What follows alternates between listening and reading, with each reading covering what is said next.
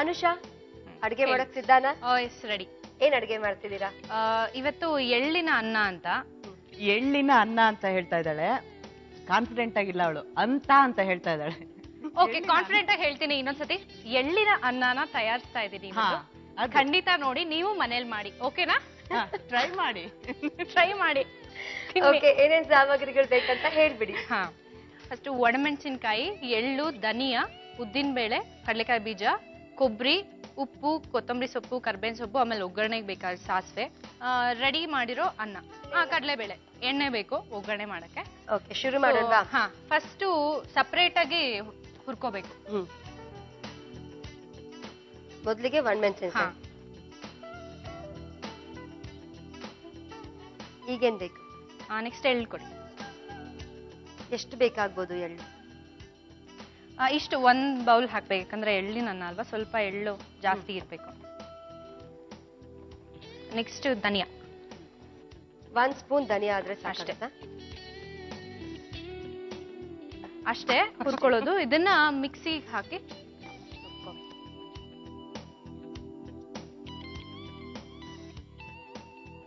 ನೀರ್ ಹಾಕೋಬೇಕಾ? ಏನ್ ಬೇಡ.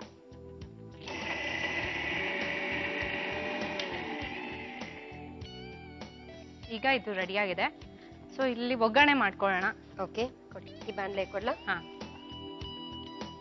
ಓಕೆ. ಒಗ್ಗರಣೆಗೆ ಒಂದು ಸ್ವಲ್ಪ ಎಣ್ಣೆ. ಈಗ ಸಾಸಿವೆ ಹಾಕೋಣ.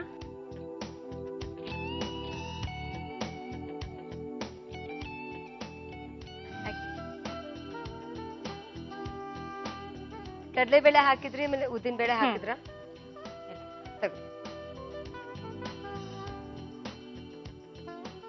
ಈಗ ಕಡಲೆ ಬೀಜ. ಈಗೇನ್ ಹಾಕ್ಬೇಕು ನೆಕ್ಸ್ಟ್? ಈಗ ಆಯ್ತು. ನೆಕ್ಸ್ಟ್ ಅನ್ನ ಹಾಕ್ಬಿಟ್ಟು ಮಿಕ್ಸ್ ಮಾಡೋಣ.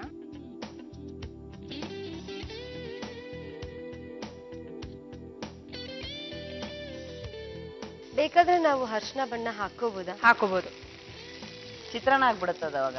ಅಲ್ಲ, ಅಂದ್ರೆ ಸ್ಪೆಷಲ್ ಆಗಿರ್ಲಿ ಎಳ್ಳಿಂದ ಆದ್ರೆ ಬಣ್ಣ ಕಾಣತ್ತೆ ಅಂತ ಅಷ್ಟೇ. ಈಗ ಪುಡಿ ಮಾಡಿದ್ದೇನ?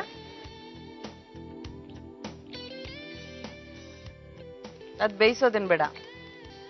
ಯಾವ್ದನ್ನ? ಪೌಡ್ರನ್ನ ಹುರ್ಕೊಂಡ್ರದು. ಬೇಯಿಸೋದೇನ್ ಬೇಡ. ಈಗ ಅನ್ನದ ಜೊತೆ ಒಂದ್ಸತಿ ಬಿಸಿ ಮಾಡ್ತೀವಲ್ಲ, ಅಷ್ಟಾದ್ರೆ ಆಯ್ತು. ಎಷ್ಟು ಸಾಕು, ಆಫ್ ಮಾಡಬೇಡ. ಲಾಸ್ಟ್ ಸ್ವಲ್ಪ ಕೊಬ್ಬರಿ ತುರಿ, ಕೊತ್ತಂಬರಿ ಸೊಪ್ಪು. ಓಕೆ, ಇದು ರೆಡಿ ಆಗಿದೆ. ಭವಾನಿ ಬಂದ್ಬಿಡಿ. ಬನ್ನಿ. ಇದು ಚೆನ್ನಾಗಿದೆ ನೋಡಕ್ಕೆ.